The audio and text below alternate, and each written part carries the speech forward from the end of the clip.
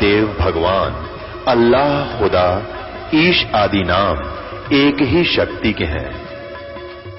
वो कैसा है, कहां है, कैसे मिलता है, किसने देखा है? ये प्रश्नवाचक चिन्ह पूर्ण रूप से हटाने के लिए अवश्य सुनिए जगत गुरु तत्वदर्शी संत रामपाल जी महाराज के अमृत वचन, सर्व पवित्र धर्मों के पवित्र शास्त्रों के आधार पर।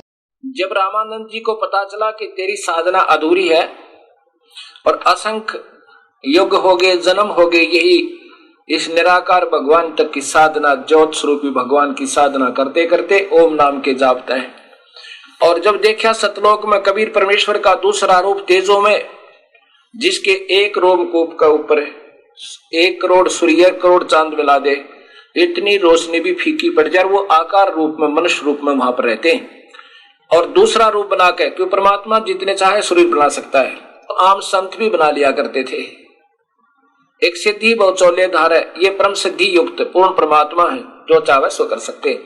रामानंद जी को सतलोक ले गए, वहां देखा तख्त पर बैठे हुए परमेश्वर को, जो इतना तेज, एक रोमकूप में करोड़ सूर्य छुप जा, करोड़ चांद छुप जा, इतना रोशनी उनकी। और उधर से 5 वर्ष के बच्चे के रूप में गरीब रामानंद जी की आत्मा को लेकर के वहां पहुंचे। वहां पर परमात्मा पूर्ण ब्रह्म कबीर, उनका वास्तविक नाम कबीर है, इसलिए वेदों में उनका नाम कबीर आया। वहां बैठे तख्त पे कबीर साहब 5 वर्ष के बच्चे एक चंवर उठाकर ऐसे चंवर करने लगे कबीर साहब के सिर पे, अपने ही दूसरे स्वरूप पे। रामानंद जी ने सोचा कि भगवान तो ये है जो ये बैठे सामने, और ये नीचे, ये कबीर तो यहाँ का कोई सेवक होगा, कोई गण होगा, कोई देव होगा। इतने में वो तेजों में शरीर वाले भगवान मनुष्य आकार रूप वाले खड़े हुए, और कबीर साहब 5 वर्ष के बच्चे तख्त पर बैठ गए, और वो तेजों में शरीर वाले दूसरा रूप उस 5 वर्ष के बच्चे पर ऐसे चंवर कर रहा है। रामानंद जी ने सोचा ये क्या भाई, भगवान और बालक पर चंवर करे।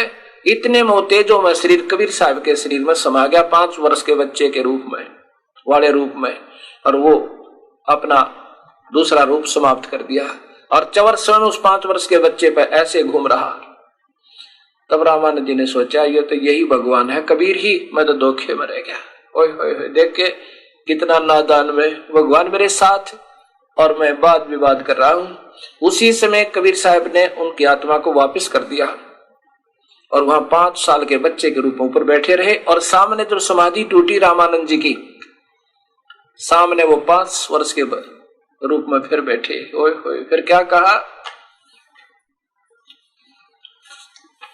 कोट विष्णु वहां बसत है उस शक्ति के धाम में। विष्णु जैसी पुण्यात्मा वहां सभी है, इनसे भी ज्यादा अच्छी आत्मा के लोग वहां रहते हैं सतलोक में, जहां आपको दिखा कर लाया हूं। गरीब दास कुल बोते है अल्प बस्ती निकाम, शिव शक्ति जासे हुई ये अंत कोट अवतारे। गरीब दास उस अल्प को लखे सो होए करतार, सोए करतार, वो परमात्मा है। क्या बोले रामानंद जी देखकर, तावा चित चक्रित भया ये देख फजल दरबारे। गरीब दास सजदा किए हम पाए दीदार, दर्शन हुए, दीदार माने दर्शन, हम पाए दीदार, उस परमात्मा का हमें दर्शन हुआ। तुम स्वामी मैं बाल बुद्धि ये बर्म कर्म किए नासे। गरीब दास निज ब्रह्म तुम हमरा हो गया दृढ़ विश्वास। गरीब दास जी वो कबीर परमेश्वर की प्यारी आत्मा, अपने परमात्मा की महिमा जैसे तुलसीदास जी ने श्री राम जी की महिमा रामायण रूप में दोबारा रच दी थी, उनके कई हजार वर्ष, लाखों वर्ष के बाद, जो की तो सत्य कथा जो महर्षि वाल्मीकि वाली रामायण से मिलती है।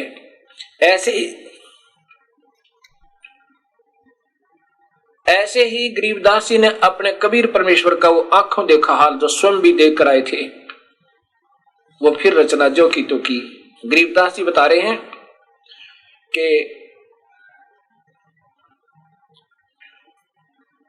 स्वामी जी रामानंद जी कह रहे हैं कबीर परमात्मा 5 वर्ष के बालक को कि मैं तो आपका बालक और आप मेरे गुरु।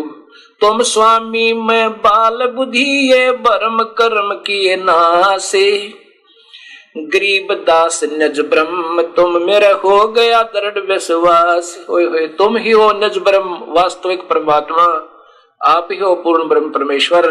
अब मेरा दृढ़ विश्वास हो गया, मैं आपका बच्चा। 104 साल का महात्मा और 5 साल के बालक को कहते हैं मैं आपका बच्चा और आप मेरे गुरु। तुम स्वामी मैं बाल बुद्धि ये भ्रमणा भटकना करी नासे, गरीब दास निज पूर्ण ब्रह्म तुम मेरा हो गया दृढ़ विश्वास। सुन बे सुन से तुम परे और से हमरे तीर। इन सुनों से ये छोटी मोटी सुन और ये प्रकाश दिखे, इस काल के ज्योत दिखे, इनसे तो कहते बहुत दूर हो तुम और उरली तरफ मेरे सामने बैठे। सुन बे सुन सुन भी सुन सुन भी सुन सुन भी सुन से तुम परे और से हमरे तीरी, गरीब दास सर्वंग में अवगत पुरुष कबीर। सर्वंग में सर्वव्यापक अंतर्यामी भी और सारे सब कुछ तो ही व्यापक है। अविगत सतपुरुष कबीर, ये पुरुष कबीर, कबीर देव, पुरुष माने भगवान परमेश्वर, कबीर परमेश्वर। कोट कोट सजदा किए कोट कोट प्रणाम, गरीब दास अनहद अधर हम पर से तव धाम। कितना बढ़िया बात लिखी है गरीबदास जी ने कि क्या बोले रामानंद जी के करोड़ करोड़ तो प्रणाम करे अपने उस 5 वर्ष के बच्चे को, 104 साल के, और जिसके 1400 ऋषि शिष्य हो गए थे, जिसके 1400 ऋषि शिष्य 1484 फिर बाद में हुए थे जब गरीबदास कबीर साहब ने उनका भ्रम तोड़ दिया था। 84 और संत हुए थे, पीपाजी, कबीर साहब, रविदास जी आदि आदि, जिनके 14 उस समय 1400 ऋषि थे। जिनके 1400 ऋषि हो उनके शिष्य कितने लाख होंगे, हिसाब लाना रामानंद के। और वो कहते हैं उस 104 साल के महात्मा ने 5 वर्ष के बालक के आगे माथा टेका, एक बार नहीं करोड़ करोड़ नाम रगड़े। अब जिसकी हमने तलाश है और वो मिल जा और फिर उसी के पाने का रास्ता मिल जा तो फिर भी वो चूक रहा है तो अभिमानी प्राणी है, वो भगवान का पाने का अधिकारी नहीं है। क्या कहते हैं कि हे परमेश्वर कोट कोट सजदा करे रामानंद जी ने और कोटि कोटि प्रणाम। गरीब दास अनहद अधर, वो वास्तविक धुनात्मक शब्द तो मालिक ऊपर है, हम तो इस शरीर में सुन रही धुन को अंतिम मान रहे थे। अनहद वो वास्तव में अनहद नाथ वहां ऊपर बज रहा तेरे लोक में दाता, वो तो इससे तो असंख्य गुना ज्यादा अच्छा है। गरीब दास अनहद अधर, अधर माने ऊपर, हम पर से तुम धाम, मैंने आपका वो सतलोक अब आंखा देख लिया। अब क्या कहते हैं नादान संत, ये दूसरे पंथों वाले जो कबीर साहिब सतलोक की तो महिमा गाँव है, कह पर प्रभु का प्रकाश देखा नहीं जा सकता, वो तो नूरी आंखों से देखा जा सकता। अभी प्रकाश प्रकाश जब शरीर यहाँ रह गया तो वो दिव्य दृष्टि जागी ऊपर, तो ये चरम दृष्टि दिखती नहीं। तो वहां जब हम ऐसे आंखें चरम दृष्टि तो यहाँ रहेंगी और दिव्य दृष्टि से उसके दर्शन हो जाते हैं। कबीर परमात्मा है, आकार में है, मनुष्य जैसा है, लेकिन तेज बहुत है। तेज है तो भी आकार दिखेगा।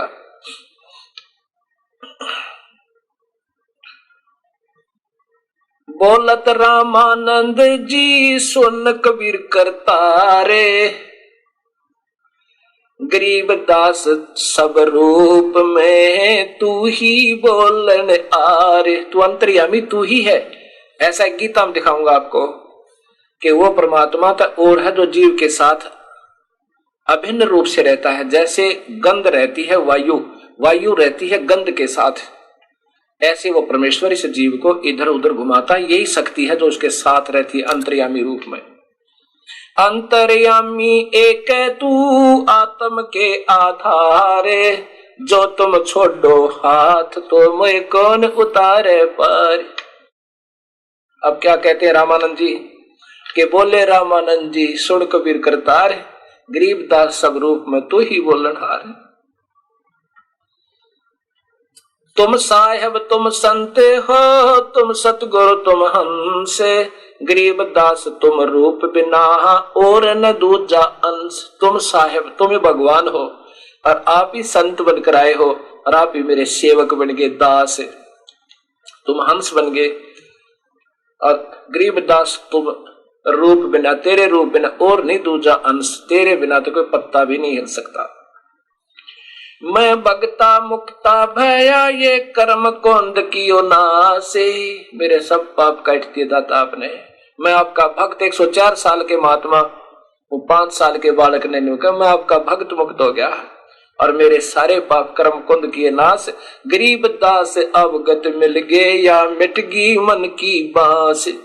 कोई निराकार बताओ था, कोई साकार बताओ था, कोई निर्गुण कहा था, कोई सरगुण कहा था, कोई प्रकाश प्रकाश दिखा था, दिखा है, कोई कृष्ण न भगवान, कोई शिव न मालिक कहा था। दाता अब सारा विश्वास हो गया मुझे, अब मेरी सारी मन की भ्रमणा और भटकना सब खत्म होगी, ये व्यर्थ वासना खत्म हुई। मैं भगता मुक्ता किया कर्म कोंद किया नासे, मैं भगता मुक्ता भया किया कर्म कुंद नासे।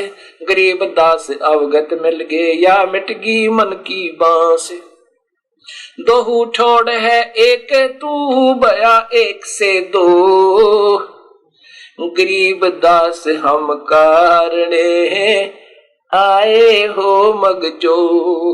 ये मालिक के दोहू छोड़ है एक तू और भया एक से दो। ए दाता वहां भी तू है और ये मेरे सामने भी तू है, तू ही एक से दो बनकर ये लीला कर रहे हो और हमारे लिए दाता इतने दूर आए हो तो।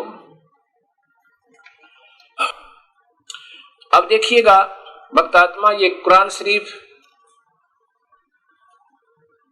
शरीफ एक पवित्र पुस्तक, कितना सत्य भरा हुआ इसमें। ये देखो कुरान शरीफ, और इसमें क्या लिखा है। कुरान शरीफ आलिकल किताब वाले रेब सलाफी, यह वह इलामी किताब है जिसमें कोई संदेह की गुंजाइश नहीं, कोई संदेह नहीं।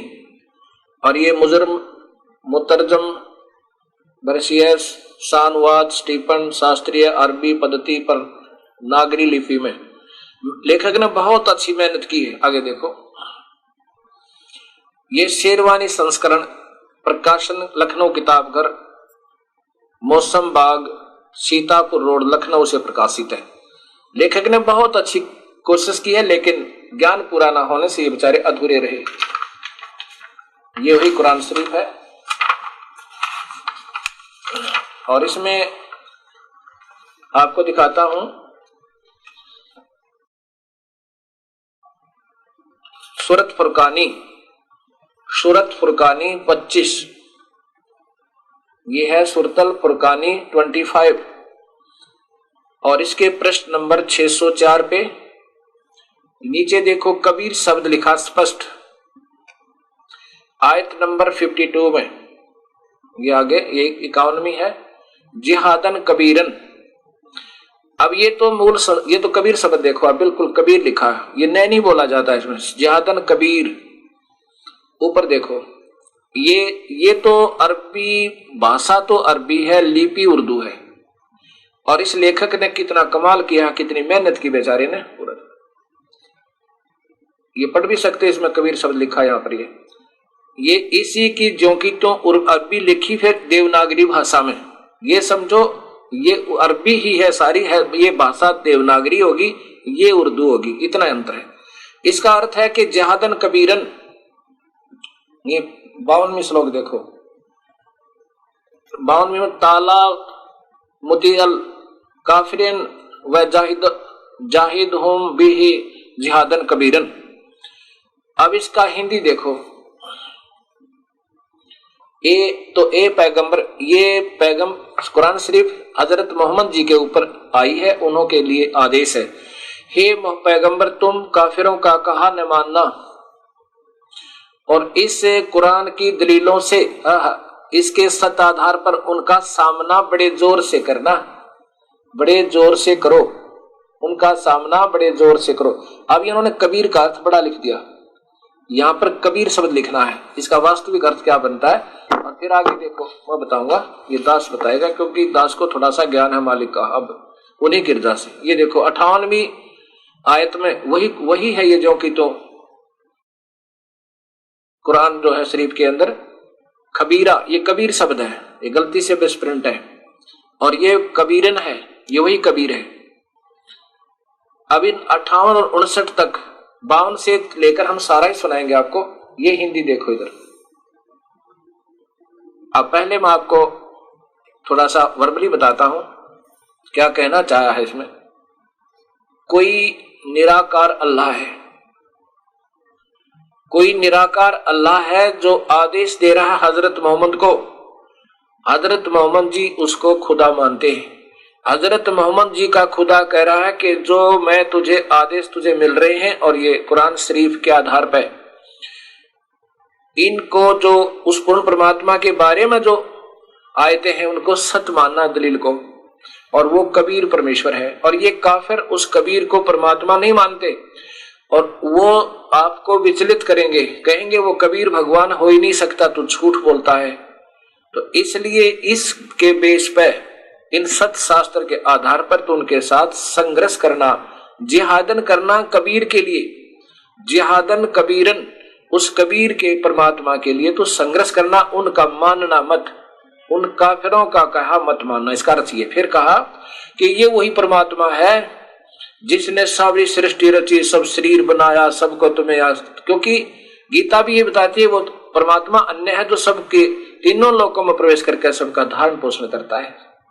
वही शास्त्र एक ही इशारा करें कबीर परमेश्वर की तरफ, और उस परमात्मा की ही बड़ाई के लिए अर्थात महिमा गाने के लिए मैंने तुझे भेजा है। ये काल बहुत होशियार है, यहां भेज देता है इनको कि पूर्ण परमात्मा की महिमा बताओ, लेकिन अपने फरिश्तों को भेज के या उनको स्वयं ही अंदर प्रकट करके उनको उल्टा सुल्टी महिमा भरवा देता है। आप तो दोषी होता नहीं उस प्रभु का, इन अन्य बड़ी बड़ी आत्माओं को दोषी बना देता है गलत मार्गदर्शन करने का, और सत्य ज्ञान सही देता है लेकिन साधना गलत करवाता है। और यही कहा था कि द्वादश पंथ करूं मैं साजा, नाम तुम्हारा ले करूं आवाजा, और द्वादश पंथ नाम जो ले ही वो मेरे मुख आंस में ही, तेरी महिमा गवाऊंगा कि वो परमात्मा कोई और है, उसका कबीर नाम है, उसकी महिमा गाओ, उसके भजन करो, वही सर्वशक्तिमान है, और पूजा करवाऊंगा सारी गलत।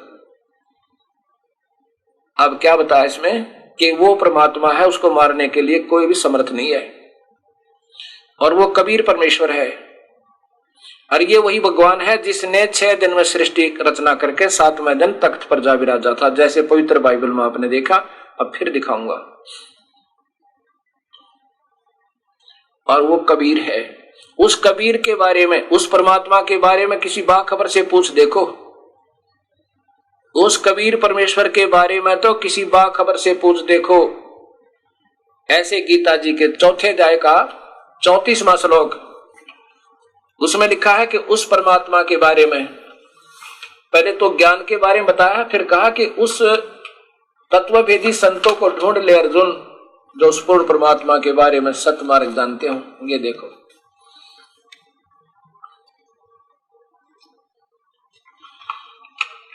ये अध्याय नंबर 4,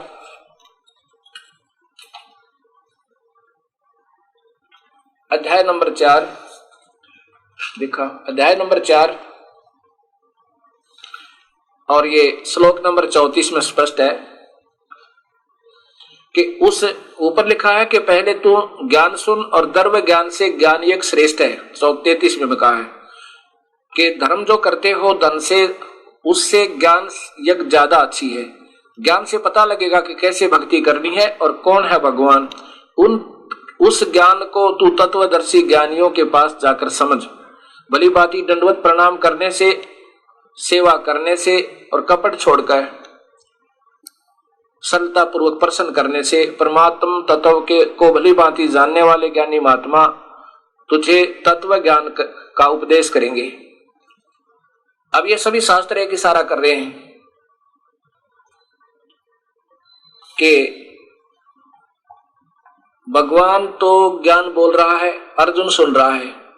जितना भगवान ने ज्ञान था वो बता रहा है कि ओम नाम का जाप कर, 5 यज्ञ कर और ऐसे ध्यान कर, ऐसे वक्त ऐसे कर, तू बस मेरे पास आ जाएगा। लेकिन तूने अगर उस परमात्मा के चरणों में जाना है तो उसके लिए उन तत्वदर्शी संतों ने ढूंढ ले। यानी भगवान तो अपना ज्ञान तो बता रहा है कि मैं तो इतना बता सकता हूं, उस परमात्मा को जो परम शांतिदायक है उसके लिए उन संतों ने ढूंढ ले जो उस परमात्मा के सतमार्ग दर्शक हो, सही ज्ञान जानते हो।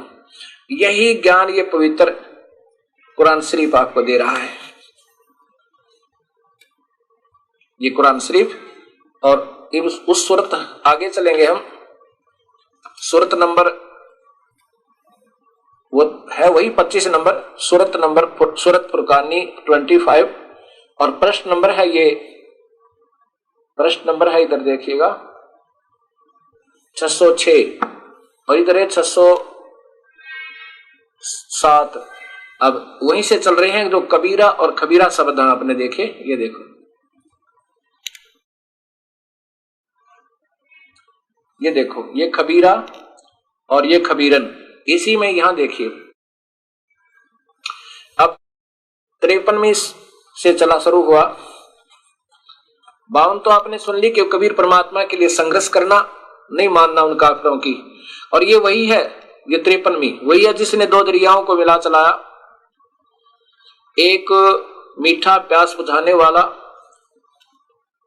एक और एक खारी, और दोनों को एक आड़ देकर मजबूत रोक बना दी। यानी कितना नीचे खारा पानी ऊपर मीठा, उस भगवान ने ऐसे नारी नारी व्यवस्था कर रखी है। वही है जिसने पानी की बूंद से आदमी को पैदा किया है, फिर उसको साहिबजादे नसब, बेटा बेटी ससुराल वाले, दामाद बहुआ दीदी बनाया, और तुम्हारा परवरदिगार हर चीज के करने में शक्तिमान है।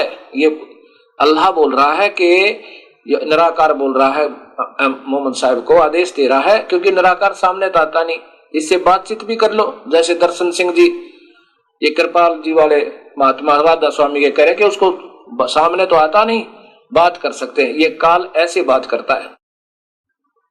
तुम्हारा परवरदिगार हर चीज को करने में शक्तिमान है, वो जो चाहे सो कर सकता है। और अल्लाह काफिर अल्लाह के सिवा ऐसों को पूजते हैं जो न उनको नफा पहुंचा सकते हैं और न नुकसान, अर्थात इन देवी देवताओं को 3 गुणों तक नीचे तक पूजा करते हैं, ब्रह्म तक की। और काफिर तो अपने परवरदिगार से पीठ दिए हुए हैं, मुंह मोड़े हुए हैं। और ए पैगंबर, हमने तुमको, वो अल्लाह निराकार करा, हमने तुमको खुशखबरी सुनाने और सिर्फ अजाब से डराने के लिए भेजा है। इन भक्तों को सबको बताना कि पूर्ण परमात्मा की भक्ति करो, नहीं तो नुकसान हो जाएगा। इन लोगों से कहो कि मैं तुमसे इस अल्लाह के हुक्म की अर्थात ये सत्संग करने की कोई मजदूरी नहीं मांगता। हाँ, जो चाहे अपने परवरदिगार तक पहुंचने का राह इख्तियार कर ले। ए पैगंबर, उस जिंदा, वो परमात्मा कबीर साहब जिंदा रूप में आते हैं।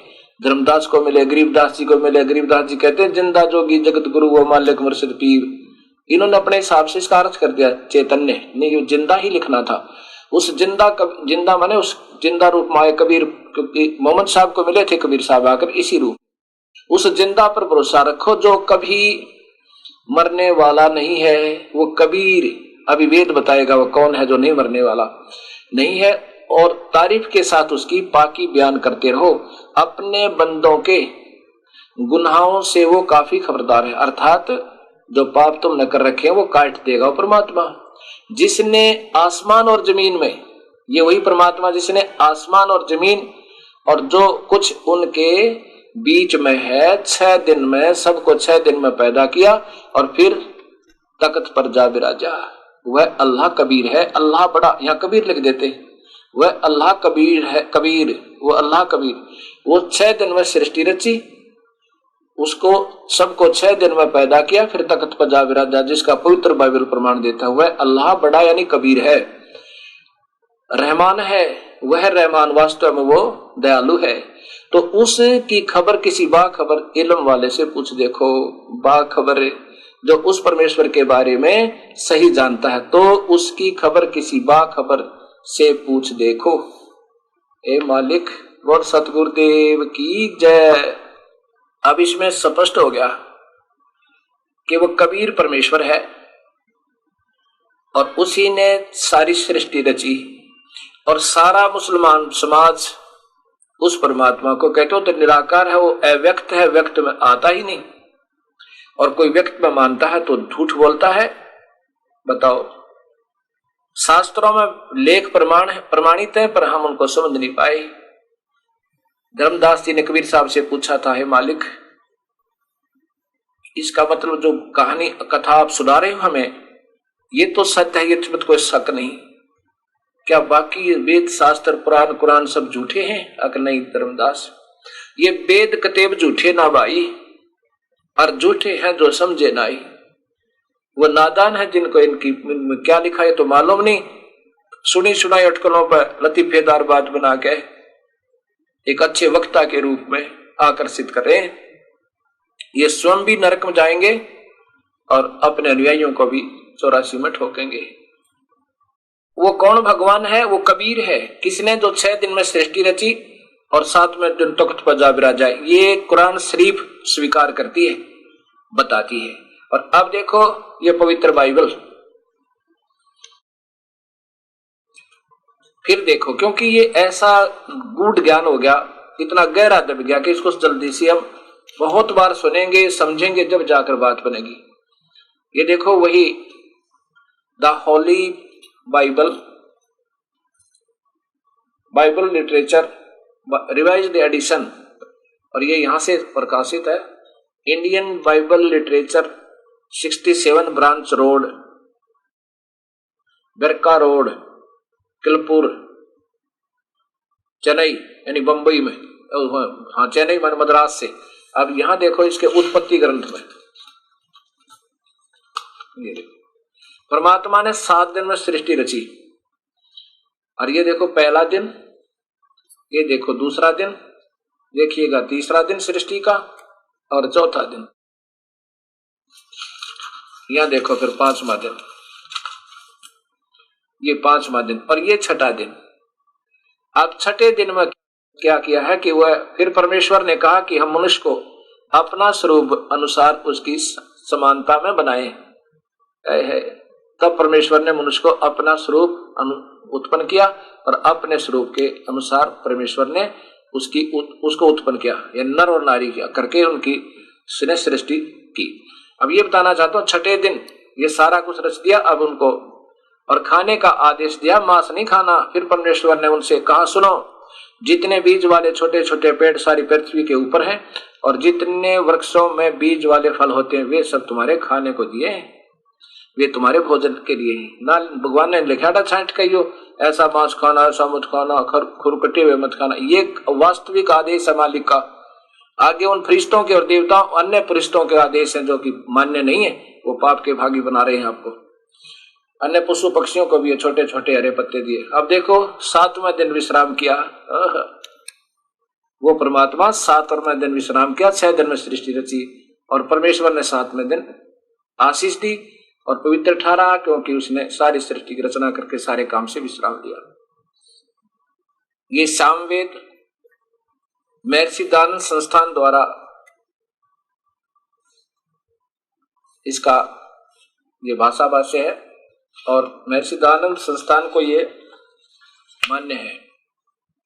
सामवेद संपूर्ण स्वर्गीय पंडित तुलसी राम स्वामी कृत सर्वदेशिक आर्य प्रतिनिधि सभा 3/5 महर्षि दयानंद भवन, आसफ अली रोड, नई दिल्ली, दूरभाष। इसमें 822 नंबर पे केवल संस्कृत देखनी है आपने, इनको नहीं माफ। इतना ज्ञान विचारों को मेहनत बहुत की है। ये 822 नंबर श्लोक है, ये 822 नंबर श्लोक है। मनीषी भी पवते पूर्व कबीर, ये रे यहाँ कबीर नर भी निर्वेत प्रिकोशान अशिष्टात त्रितस्य नाम जनेन अक्षरन वायुम सखा वर्धने। वो कबीर परमेश्वर है जिसने 3 नाम देकर इस जीव के छुटकारा कर रहा। त्रितस्य नाम है जन्मे जन्त पूर्व कबीर। अच्छा, इसमें 900 इसी के 920 नंबर श्लोक में लिखा है, ये 900 सामवेद 920 संख्या नंबर 920। सह देवई सोबते वर्षा कबीर नावधि।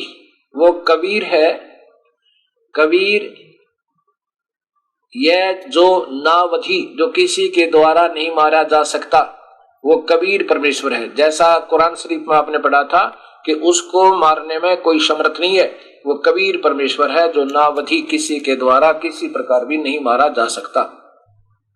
और यही आपने अथर्ववेद कांड नंबर 4 के अनुवाक नंबर 1 में पूर्ण विवरण सुन लिया कि आखिरी में 7वें श्लोक में लिखा है, सभी सृष्टि का रचनहार, सब ब्रह्मांडों का रचने वाला वो कबीर परमेश्वर है, वह स्वयं कबीर है।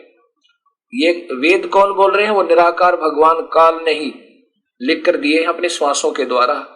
और फिर बाद में 4 ऋषियों ने सबसे पहले सतयुग के प्रारंभ में लिखे थे, और उसके बाद ये अथुल पुथल होती रहती है। फिर वेद व्यास जी ने ये फिर द्वापर के अंत में फिर लिखे गए, ये वही अपने पास उपलब्ध है और इन्हीं को सत्य मानते हैं। कबीर साहब कह रहे हैं कि देखा देखी गुरु से सोगे, किया ना तथा विचारा, टोल के टोलोगे, अंधे की बाँ पकड़ी अंधे ने, मार्ग कौन बतासी। कितना स्पष्ट ज्ञान देते हैं कि साचा सतगुर कोई ना पूछे, पूजे झूठे जगपतियासी। अब जितना भी शास्त्रों के विरुद्ध साधना है सबने स्वीकार है, कोई मन में आपत्ति नहीं। और अब ये सत्य ज्ञान समाज के सामने आ रहा है, ये गुरु लोगों के मिर्चे लड़ेंगी। जो पुण्यात्मा होंगी, रामानंद जी जैसे महापुरुष, वो तो अपना कल्याण करवा लेंगे और पाप के भागी नहीं होंगे। जिन्होंने केवल अपना अभिमान चाहिए और फिर पशु बनना मंजूर है लेकिन सत्य स्वीकार नहीं करेंगे, वो अपने शिष्यों के भी दुश्मन और स्वयं के महादुश्मन तो है ही है, और प्रभु के दोषी। काफिर कूड़ा ज्ञान पसारे, वो काफिर है जो गलत ज्ञान प्रचार करते हैं। अब क्या बताते हैं कि देखा देखी गुरु से सोगे, किया ना तथा विचारा। गुरु शिष्य दोनों के सिर पे ये नकली गुरुओं का शास्त्र विरुद्ध साधना बताने वाले झूठा विवरण काल तक का दे रहे हैं, और उनके अनुयायी शिष्यों पर कहते काल ठोक का पंजारा। चाहे वह कबीर पंथी है जिनके पास 3 नाम वाला सत मंत्र नहीं है, वह केवल गीत गान तर कबीर साहब को भगवान मान लेने से, ऐसे नहीं। अब किसी ने मालूम है कि अमृत है शीशी में, कितना शीश है और उसमें अमृत है, और वो अमृत आपके पास है नहीं, तो ऐसे मान लेने से हम भी मानते हैं कि अमृत है उस शीशी में और वो अमर कर देता है, प्राप्त आपको है नहीं, तो व्यर्थ की व्याख्या है। चाहे किसी भी पंथ से संबंधित है, ये सत्कर मानना। अब यहां समस्या आएगी कि क्या आप ही ऐसे हो कि आपको ही मालूम है क्या और सब किसी को मालूम नहीं? ये तो आप सोच लेना। इतना प्रमाण दिया जा रहा है, इसके बाद भी आपकी बुद्धि अगर यही काम करती है तो फिर आपकी मौज है, कोई किसी पर दबाव नहीं। लेकिन मेरे को आदेश दिया उस परमेश्वर ने कि मेरे सत्य ज्ञान का ढोल पीट दे, और ऐसे जो कि बिल्कुल प्रमाणित, अब तो सब बहन भाई शिक्षित है, अशिक्षितों को बहका लिया इन्होंने। अब कई भाई कहते हैं कि इतनी संख्या में लोग वहां जाते हैं, उसमें बड़े शिक्षित लोग हैं, कोई IAS अफसर है, कोई IPS है, कोई इंजीनियर है, कोई डॉक्टर है, क्या वो सब पागल है? वो पागल नहीं, वो भूखे हैं भगवान के, वो तड़प रहे हैं अपने परमात्मा की तलाश में। आगे उनको अंधे गुरु टकर गए, उनमें अंदर वो भूस भर दिया जो उनने जितना ज्ञान था, ये वो बेचारे अब वो क्या करें? ऐसा उल्टे ज्ञान से ऐसा भर दिया, क्योंकि वो बुद्धिजीवी थे, इंटेलिजेंट थे, जल्दी पकड़ लिया उनका सारा जो उन्हें देना था उन नकली गुरुओं ने। अब वो आप स्वामी हो गए, अब वो दुनिया को बताने लगे उस अधूरे ज्ञान को, क्योंकि ऐसा सुना सुनाया ही। वो पागल नहीं, वो चाहने वाली आत्मा प्रभु की, और प्रभु तो वही विधिवती मिलेगा जो शास्त्र प्रमाण देते हैं। फिर कहते हैं सार शब्द सरजीवन बूटी। कबीर साहब कहते हैं सार शब्द सरजीवन बूटी, घिस घिस अंग लगावे, कह कबीर तुम सत्कर मानो, जन्म मरण मिट जावे।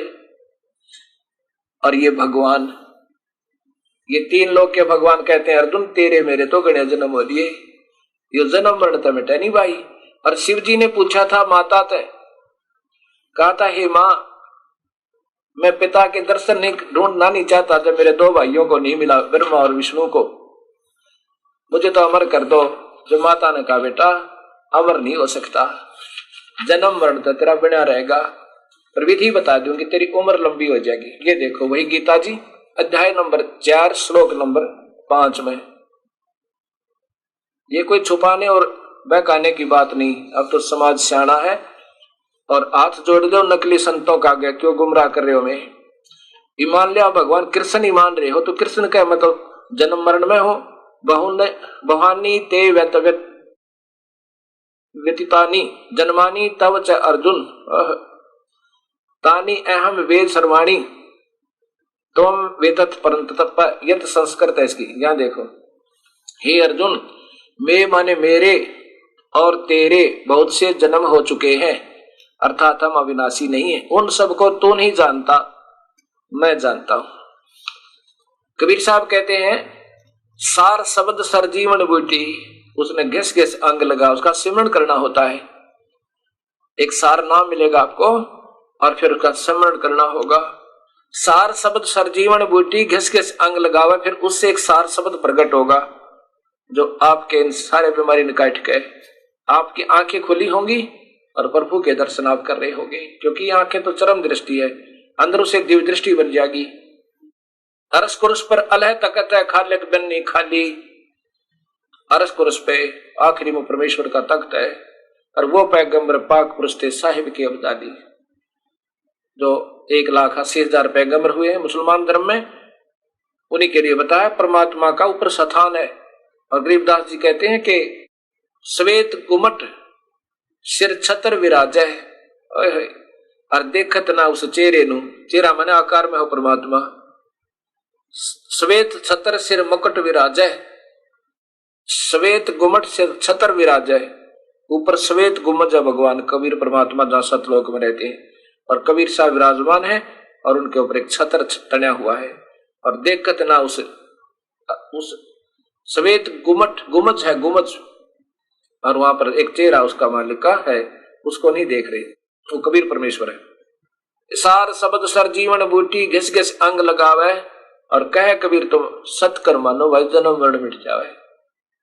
गरीबदास जी कहते हैं सोहम ऊपर और है सत सुकृत एक नाम, और सब हंसों का बास है नहीं बसती नहीं गांव।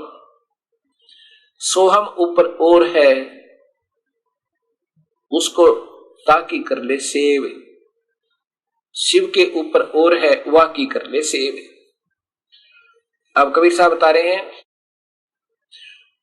धर्मदास ये जग बोराना, कोई न जाने पद निर्वाणा, यही कारण मैं कथा पसारा, जग से कहिए वो राम निहारा। वो परमात्मा प्रभु अलग है।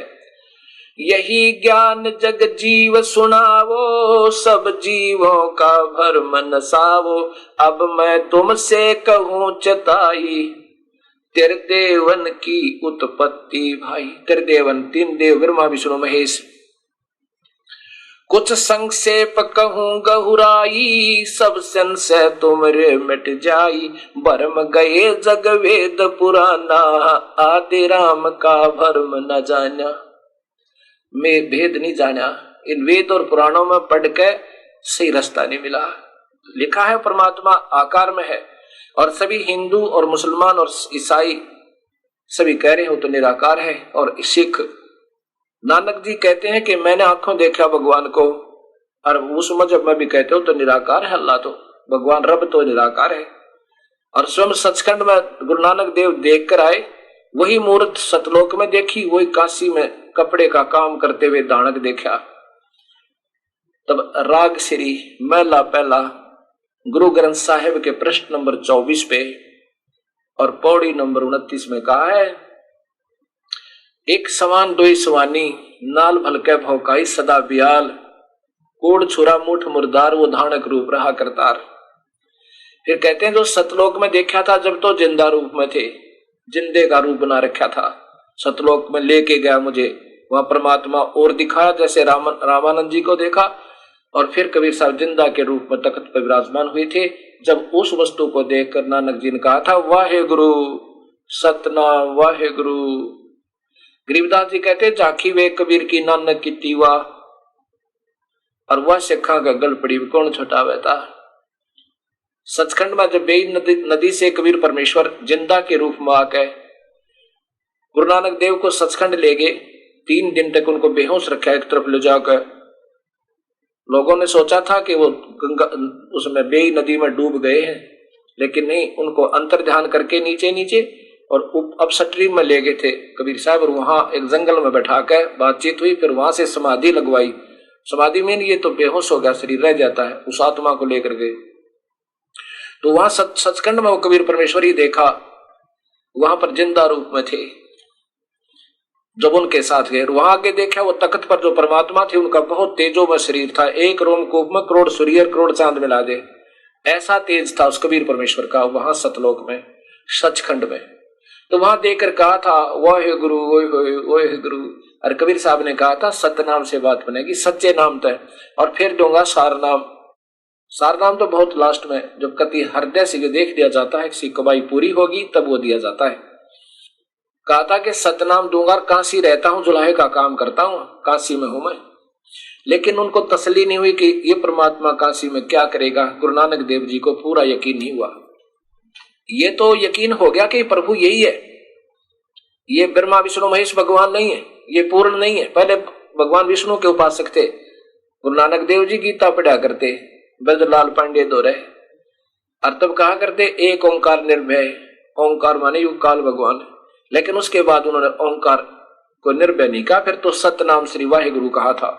ये पहले की लिखी हुई वाणी है गुरु नानक देव जी की, और फिर उनको मिला करके एक मंत्र बना दिया, वो एक ओंकार निर्भय, ये सारा कुछ है। तो वहां पर कहा था कि वाहे गुरु वो सतनाम मिला। अब गरीबदास जी भी प्रमाण देते अपनी वाणी में कि झांकी वे कबीर की, झांकी माने सतलोक का नजारा देख के नानक की तीवा, और वो सिखा का गल पड़ी कौन छुटावे था। ऐसा क्यों कहा प्रभु ने कि वो गुरु मिले, धन्य वाहे गुरु वो होए। वाहे गुरु का अर्थ होता है एक महिमात्मक और सराहनीय शब्द है, दोनों का प्रतीक है, महिमा भी और उसकी सराहना भी। वो गुरु सतनाम, सतनाम मिला। जब यहाँ आ जाने तो नहीं आ सकते, वापस आए, और वहां जब वापस तीसरे दिन मिले तो राजा के वहां से अपनी नौकरी त्याग कर चल पड़े, इस तलाश में कि इस सतलोक की महिमा को बताने वाला होगा तो उससे वहां आसपास वो संत भी होगा, वो परमात्मा आया हुआ होगा। प्रथम उदासी में वो चले थे अपने वहां से, अपने तलवंडी से, और फिर इधर अंबाला साइड में होते हुए वाराणसी पहुंचे, और सबसे चर्चा करते गए, इसलिए कि कहीं यहाँ कोई बात बताएगा उस सच्चे बादशाह की, और सचखंड की कोई जिक्र करेगा तो अवश्य वो परमात्मा वहीं मिलेगा। उनसे पूछूंगा वो कहाँ है जिससे तुमने ये ज्ञान हुआ। इस खोज में तड़पते हुए चलते हुए बड़ी बहुत कठिन यात्राएं की, और साथ में कबीर साहब ने बताया था कि गुरु नानक देव को कि मेरे गुरु रामानंद जी हैं काशी में। फिर बनारस पहुंचे, पहली उदासी देखो उनकी महापुरुष जी की। वहां रामानंद जी को पूछा तो रामानंद जी तो सर्वविदित थे, रामानंद जी के पास गए, रामानंद जी से चर्चा की उस सचखंड के बारे में। रामानंद जी ने कहा कि मैं भी देख कर आया हूं उसको, लेकिन दिखाने वाला मैं नहीं हूं, मेरा शिष्य, मेरा गुरु समझो। अब तो वो शिष्य नहीं रहा, वैसे तो दृष्टि से, लोगों की दृष्टि से मेरे शिष्य हैं, लेकिन मैं उनका शिष्य, वो मेरे गुरुदेव कबीर परमेश्वर हैं, कबीर आए हुए हैं।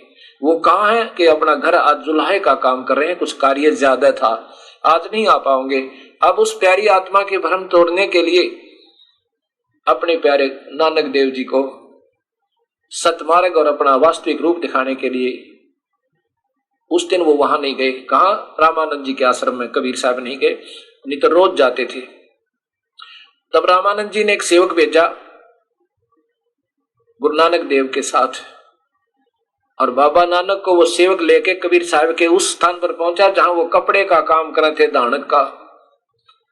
और जब देखा हुआ है सूरत ज्यों की तो जो सतलोक में देखी थी, ये वहां पर जिंदा के रूप में थे, जिंदा रूप में। एक मुसलमानों में जिंदा महात्मा होते हैं, ऊपर काला सा लंबे चोटे वाला टोप और एक ओवरकोट काला ही होता है, उसको जिंदा महात्मा कहते हैं। ओए होए, फिर देखा ओए होए, ये तो वहां तो समय अनुसार ही अपना शरीर के वेशभूषा बदल लेते हैं, लेकिन वो भगवान सा जो वहां मैंने सचखंड में देखा था। तो क्या कहा कि फाई सूरत मलुक की वेश, ए ठगवाड़ा ठगी देश है। ये दुनिया को ये महसूस नहीं होने देता मैं भगवान हूं। फाही सूरत वो है जो की तो मूर्त सूरत वो परमात्मा, मलुक की वेश, ये यहाँ पर इस मुल्क में आकर ऐसा वेशभूषा कर ली और वहां पर जिंदा रूप बने हुए थे। फाही सूरत मलुक की वेश, ए ठगवाड़ा ठगी देश, खरा सियाणा बहुते बार ये दानक रूप रहा करतार। ये आपको जो वाणी सुना रहा हूं मैं, ये गुरु ग्रंथ साहिब जो 39 संतों का एक संग्रह ग्रंथ है और एकमात्र ये ग्रंथ है जिसमें कोई भेदभाव नहीं था किसी में। तो बाद में अपना अपना मोर्चा मांड लिया सबने। उन संतों ने जिन्होंने इसका संग्रह किया था उसमें उन्होंने कोई मजहब नहीं बनाया था, एक पुण्यात्माओं के लिए प्रमाण बनाया था। उसमें लिखा है महला पहला प्रश्न नंबर 24, गुरु ग्रंथ साहिब पंजाबी लिपि वाला। उसमें लिखा है 24 नंबर पृष्ठ पे और पौड़ी नंबर 29 यानी शब्द नंबर 29। उसमें लिखा है एक समान दो समानी नाल भलके भौकाई सदा बियाल कोड़ छुरा मुठ मुर्दार ये दानक रूप रहा करतार। मैं पथ की पिंदन करने की कार वो बिगड़ रूप रहा विकराल, तेरा एक नाम तारे संसार में ए हो आस ए हो आधार। अब देखा आंखों में पानी भर कर कबीर परमात्मा ने वहां दानक का काम करते हुए चुलाहे का काम करते हुए देखा काशी में, तो आंखों में पानी भर के जैसे सर्प न मणि चाहिए और कंगाल नंदन पाजा और पैसे न पानी भूखे न भोजन मिल जा, कितना खुश होता है। ऐसे गुरु नानक देव जी वो प्यारी आत्मा अपने परमात्मा के दर्शन करके कैसे खुश हो रहे हैं। मैं पथ की बिंद न करने की कार वो बिगड़ रूप रहा विकराल। अभी तक तो हम विकराल उस काल क्या ही जाप जपा करते थे, उसी के आधार पर रहते थे। तेरा एक नाम तारे संसार, तेरा सतनाम पार कर सके सच्चा नाम। सतनाम ये कोई जाप नहीं। तेरा एक नाम तारे संसार में ए हो आस ए हो आधार। मुझे भी उस सच्चे नाम की आस है और यही आधार मान लिया, कोई और सब मंत्र झूठ है। उस सतनाम यानी सच्चे नाम का प्रमाण गुरु ग्रंथ साहिब में भी है। उसके बाद फिर सारनाम गरीबदास जी कबीर साहब ने बाद में दिया था, जब वो कुछ ही समय के बाद सतलोक चले गए थे, क्योंकि वो बड़े अधिकारी होने पर ही दिया जाता है सारनाम। तेरा एक नाम तारे संसार में ए हो आस ए हो आधार, मुख निंदा आख्या दिन रात। क्योंकि कबीर साहब पहले गए थे, इनसे मिले थे, उसमें काफी चर्चा हुई थी और कबीर साहब आ गए थे, ये नहीं माने थे और कहा था ये धानक क्या जाने ये दुलाहा ऐसे ही मूठ पटांग कर रहा है। गुरु नानक देव जी ने अपने मन मन में कहा और भक्तों से भी कहा कि ये तो कृष्ण से ऊपर बता रहा कोई भगवान है, कैसे माने। फिर दूसरी बार कुछ दिनों के बाद गए थे, जो सतलोक दिखा, अपना रूप दिखा, उसके बारे में कह रहे हैं कि मुख निंदा आख्या दिन रात। मैंने तो आपके बारे में बहुत कटु वचन कहे थे, दाता माफ करना। गुरु नानक देव जी अक्षमा याचना करे प्रभु दे। मुख निंदा आख्या दिन रात, पर घर जो ही नीच मनात, काम करो तर वसे चंडाल ये धानक रूप रहा करतार। फाई सूरत मलुक की वेश, फाई सूरत है ओए सूरत जो वहां देखी थी सतलोक में। अब यहाँ के मुल्क यहाँ के देश के आधार पर इन्होंने दूसरी वेशभूषा बना रखी है, दानक बने बैठे वहां जिंदा रूप में थे। फाई सूरत मलुक की वेश, ओ ठगवाड़ा ठगी देश, ये खरा सियाणा बहुते बारे। ओए होए, ये मामूली चीज नहीं है, बहुत भार अर्थात बहुत कीमती है, ये सर्वशक्तिमान है, ये धानक रूप रहा करतार। खरा सियाणा बहुते बार, ये धानक रूप रहा करतार। अपने आप को कितना विनम्र यानी आवश्यकता से अधिक विनम्र बता रहे हैं, अपने आप को दिखा रहे हैं। कहते हैं मैं कीता न जाता हराम खोर, अपने आप को लताड़ रहे हैं गुरु नानक देव जी अपने प्रभु के सामने के। मैंने उल्ट सुलट बातें भी कह दी थी, मुझे ऐसा नहीं कहना चाहिए था। संत वैसे उल्ट सुलट नहीं कहा करते, इतना जरूर मन में आ जाता है कि ये अनजान है, ज्ञान नहीं है, और प्रभु के बारे में इतना कहना भी वो अपना दोष मान रहे हैं। गुरु नानक देव जी कहते हैं मैं कीता न जाता हराम खोर, मैं कीता न जाता हराम खोर, ऊ किया मुदे सा दुष्ट चोर, नानक नीच कहे विचार। अपने आप को कितना अधीन कहे। गरीबदास जी भी कहते हैं बांदी का जाम गुलाम गुलाम गुलाम हूं, भाई जिसने पार होना है ऐसे विनम्र होना पड़ेगा प्रभु के सामने, अभिमान से भगवान नहीं पावे। ऐसे ही ये प्यारी आत्मा गुरु नानक देव जी अपने प्रभु के सामने क्या कहते हैं, नानक नीच कह विचार ये धानक रूप रहा करतार। ये रावे सोच समझ के कह रहा हूं मैं, वैसे नहीं कह रहा। ये बैठा भगवान, दुनिया होगी इकट्ठी आसपास, आंखों में पानी, चरणों में गिर गया अपने कबीर परमेश्वर के। आप सभी पढ़ रहे हैं अपने अपने ग्रंथों को, लेकिन कबीर परमात्मा की रजा बिना इनमें से ये माल निकल नहीं सकता, सामने नहीं आ सकता। उन्हीं की रजा से आज इस दास के ऊपर कृपा हुई, ये सब शास्त्रों का की मलाई आपके सामने आ गई। भरम गए जग वेद पुराना, आज राम का भेद न जान्या। राम राम सब जगत बखाने, आदि राम कोई बिरला जाने। ज्ञानी सुने सो हृदय लगाई, मूर्ख सुने तो गम ना पाई। समझदार जो व्यक्ति होंगे इस कथाओं को, सत्शास्त्रों को सुनकर हृदय से लगाओगे और भाग्य आओगे, काल से अपनी फांसी निकलवाएंगे, इन झूठे गुरुओं से दूर अपना पीछा छुड़वा लेंगे। जो स्वयं नरक जाएंगे, इन भोली आत्माओं को लटका के ले जाएंगे। ज्ञानी सुने सो हृदय लगाई, मूर्ख सुने तो गम ना पाई। जो उन संतों के ज्यादा नजदीक रहने से, क्योंकि फिर अपनापन सा बन जाता है। ये भी दूसरा जाल है काल का कि है ये गुरु जी के पास तो बहुत रहते थे, कैसे छोड़ने, शर्म आएगी। शर्म कहाँ होगी जब दोनों गधे बनेंगे, वह सारी शर्म निकल जाएगी। 84 में धक्के खाने पड़ेंगे। इससे अच्छा गुरु जी भी और स्वयं भी अपना पीछा छुड़वा लो। ये ना सोचो ये दास आपको कोई शिष्य बनाने का शौक रखता है, बिल्कुल नहीं। और यहाँ से जो नाम लेगा, बीड़ी शराब मांस तंबाकू कभी प्रयोग नहीं करना। नाम लेना आपकी इच्छा, ना कोई जरूरी नहीं। ज्ञान सुनकर, और जिसने परमात्मा को पाना है और विकार करे वो कभी पार नहीं हो सकता। ना कोई अन्य देवी देवता पूजना, हम जड़ की पूजा करेंगे, सत्कार सभी का होगा, अनादर किसी का नहीं, लेकिन पूजा जड़ से होगी। कबीर परमात्मा की भक्ति करेंगे और फिर वो टहनियों का फल लगेंगे। अक्षर पुरुष एक पेड़ है, निरंजन वा की डार, और तीनों देवा शाखा है ये पात रूप संसार। अक्षर पुरुष जो जमीन से बाहर दिखे वो अक्षर पुरुष यानी परब्रह्म। फिर पेड़ का डार होती है वो ज्योति निरंजन, वो ब्रह्म। और उस डार का फिर 3 शाखा, वो ब्रह्मा विष्णु महेश। और जड़ कबीर परमेश्वर पूर्ण ब्रह्म। जड़ में पानी डालेंगे पौधा फलेगा, नहीं तो सूख जाएगा। अगर हम टहनियों को नीचे लगा दें जमीन में और जड़ ऊपर को कर देंगे, काहे की समझदारी। ऐसे ही सब समाज ऐसे किया हुआ है। अब इसको सीधा करेंगे और जड़ की पूजा करेंगे। बीड़ी शराब मांस तंबाकू छूना भी नहीं है। और कबीर परमात्मा की कृपा से लाखों की संख्या में भक्तात्मा इस विकार से दूर हो गए, तुरंत छोड़ देते हैं। और प्रभु साथ देता कबीर साहब, ऐसी बात नहीं, मालिक साथ देगा तब ये काल के लगाए हुए जाल छूटेंगे। और फिर अन्य देवी देवता कुछ नहीं पूजना, जड़ की पूजा करनी है, अनादर किसी का नहीं। तिनका कभू ना नींद ये जो पाया तले न हो, और कभी उड़ाख्या पड़े वह फिर पीड़ गनेरी हो। निंदा नहीं करनी किसी की, किसी को अनादर नहीं करना, लेकिन पूजा तो विधिवत करने से बात बनेगी। ज्ञानी सुने सो हृदय लगाई, मूर्ख सुने तो गम ना पाई। माँ अष्टंगी पिता निरंजन, ये दम दारुण वंशन अंजन। ब्रह्मा विष्णु महेश की माँ तो अष्टंगी और पिता ये काल ब्रह्म। अब इसका आपको गीता जी में दिखाऊंगा, ये देखिएगा पवित्र गीता जी। और इसमें अध्याय नंबर 14 के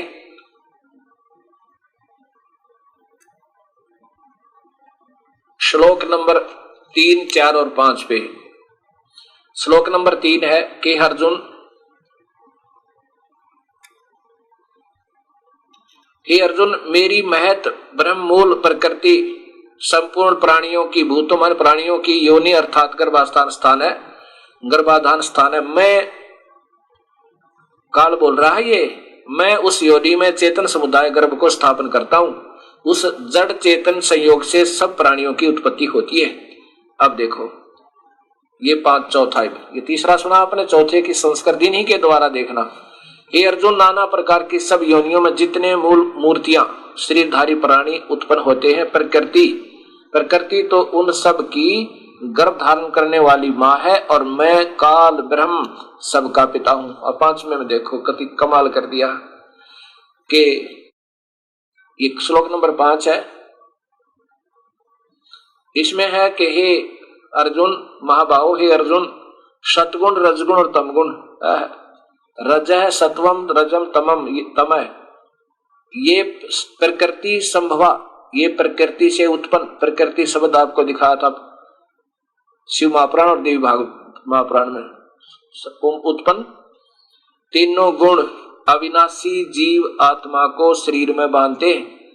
तीनों गुण कौन? रजगुण ब्रह्मा, सदगुण विष्णु, तमगुण शिव जी। ये जीव को फंसाए रखते हैं, पार नहीं होने देते। अब गीता जी की गलत सरलार्थ करता और आपके वो नादान गुरुदेव आपको भ्रमित कर रहे हैं। वो कहेंगे कि कौन कहता है ये 3 गुण रजगुण ब्रह्मा, सदगुण विष्णु, तमगुण शिव जी हैं। अब इसके लिए ये प्रमाण आपको साथ ही देता हूं कि ये स्वयं स्वीकार करते हैं। और कौन कहता है ब्रह्मा विष्णु महेश प्रकृति से उत्पन्न हुए? प्रकृति देवी कौन है? क्योंकि उनको ज्ञान तो है नहीं, आप अंधे, और इनको भी गेल नरक ले जाएंगे अपने अनुयायियों को, बेचारों को। अब देखो ये देवी भागवत महापुराण, ये कोई आज रचा हुआ शास्त्र नया नहीं, ये बहुत पुराना है। ये देखो आपके सामने श्री देवी भागवत मोटा टाइप, और ये गीता प्रेस गोरखपुर से प्रकाशित है। ये केवल हिंदी है और संस्कृत वाली भी मेरे पास है, वो भी दिखाऊंगा आपको। और इसके लेखक है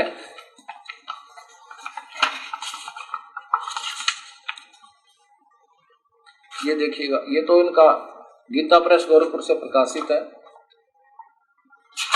यहां देखो, ये हनुमान प्रसाद पोदार संपादक चिमन लाल गोस्वामी। इसी के तीसरे स्कंद में, तीसरा स्कंद, ब्रह्मा जी द्वारा भगवती चरणों में समस्त देवता आदि को देखना। ये देखो अब क्या कह रहा है विष्णु जी, यह संसार तुम्ही से उद्भासित हो रहा है। मैं विष्णु, ब्रह्मा और शंकर, हम सभी तुम्हारी कृपा से विद्यमान हैं, तुम्हारे से उत्पन्न हुए हैं। हमारा आविर्भाव और तिरोभाव हुआ करता है।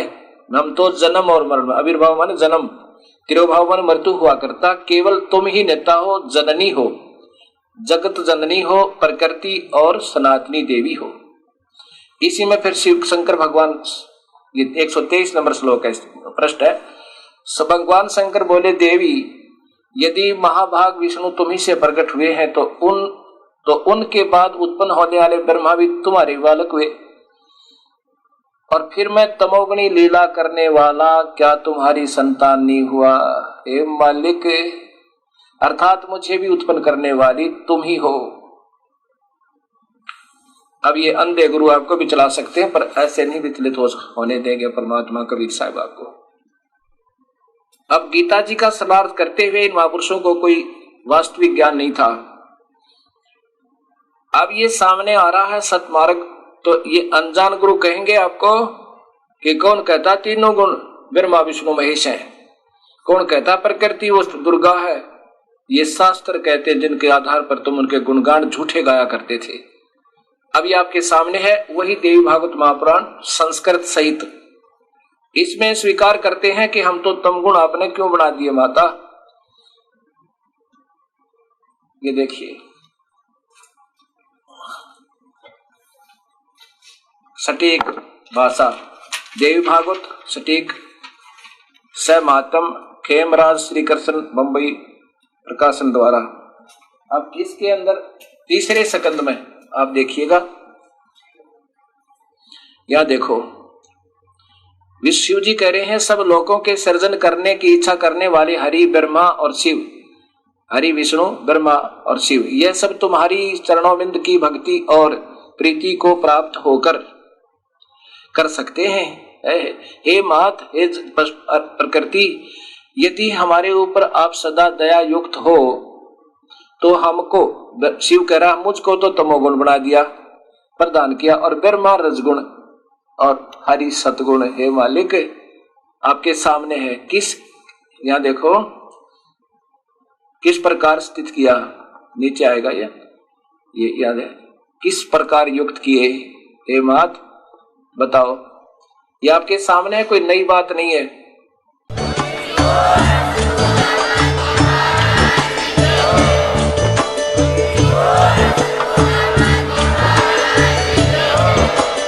आप सुन रहे थे जगत गुरु तत्वदर्शी संत रामपाल जी महाराज जी के मंगल प्रवचन। अधिक जानकारी के लिए विजिट कीजिए हमारी वेबसाइट www.jagatgururampalji.org। संत रामपाल जी महाराज जी के शुभ आशीर्वाद से पूरे विश्व भर में 500 से भी ज्यादा नाम दीक्षा केंद्र हैं, जिन पर संत रामपाल जी महाराज जी द्वारा ऑनलाइन निशुल्क नाम दीक्षा दी जा रही है। अपने नजदीकी नाम दीक्षा केंद्र का पता करने के लिए संपर्क करें 8222880541।